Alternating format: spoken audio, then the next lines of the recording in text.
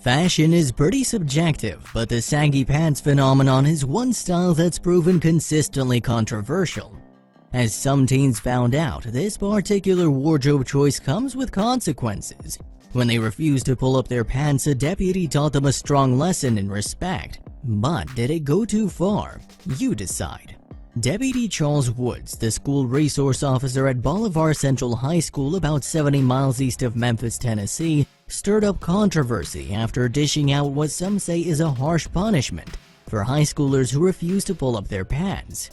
In a matter of roughly 2 weeks, 4 Tennessee high school students found themselves in hot water over low waistbands, and at least 3 had Woods to thank for the penalties they faced.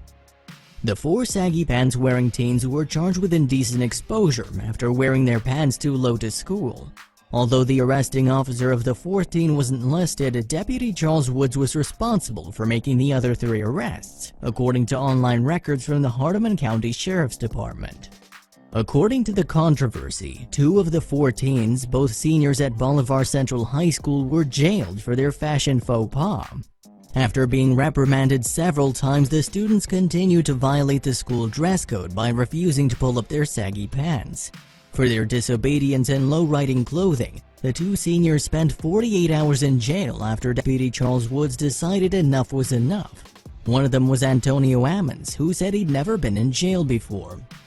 "I just took it and went on," Ammons said, speaking of his time behind bars in the Hardeman County Criminal Justice Complex, where he was placed with other inmates. "I didn't know what else to do." Ammons, who lived with his great-grandmother at the time, continued, "I really didn't like it," he said, adding that he also had to figure out how to pay more than $250 in fines and court fees, which also resulted from the arrest. In an affidavit, Deputy Charles Woods said Ammons had been suspended previously for allegedly showing gang-related hate/violence for intimidation, and walks around all day every day disrespecting the rules of the school, the principal, the teachers, other students, and even the SRO. By Ammons' own admission, his pants were slung so low his underwear and gym shorts were visible. Even so, some of his peers and their parents deemed the punishment excessive, saying the teen shouldn't have been jailed for his clothing choices. "They didn't need to go to that extreme," student Cheyenne Lindsay said, defending the saggy pants-wearing teens. Parent Crystal Wing agreed. "I think jail time might be a little too much, but at the same time there has been a lot of sagging pants," she said.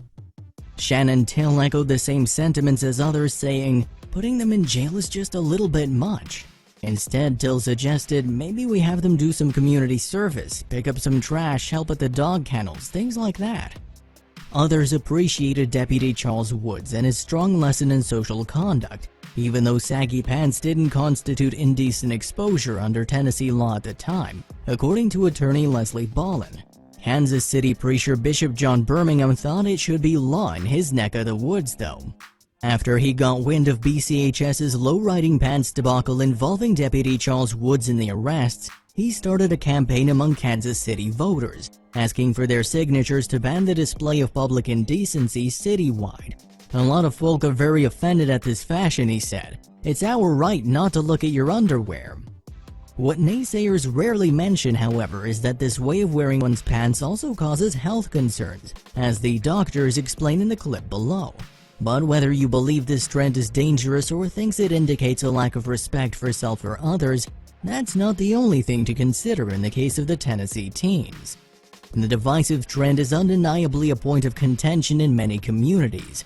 It's already been banned in several places such as Opa-locka, Florida and Wildwood, New Jersey, where a unanimous vote banished saggy pants from the Broadwalk in 2013. In 2016, Timmonsville, South Carolina also introduced a saggy pants ban, including a heavy fine of up to $600 for anyone violating the rule. Yet there was more at play at BCHS than low-riding waistbands. Perhaps the criminal offense was more about respecting authority than the fashion choice getting its comeuppance. The school dress code was repeatedly violated, and there was an obvious failure to obey the rules. Such disregard comes with consequences. Maybe it's best to learn at a young age that violating certain rules, such as laws, results in stiff penalties like jail time. So, was the punishment too tough or just tough enough? We'll let you decide.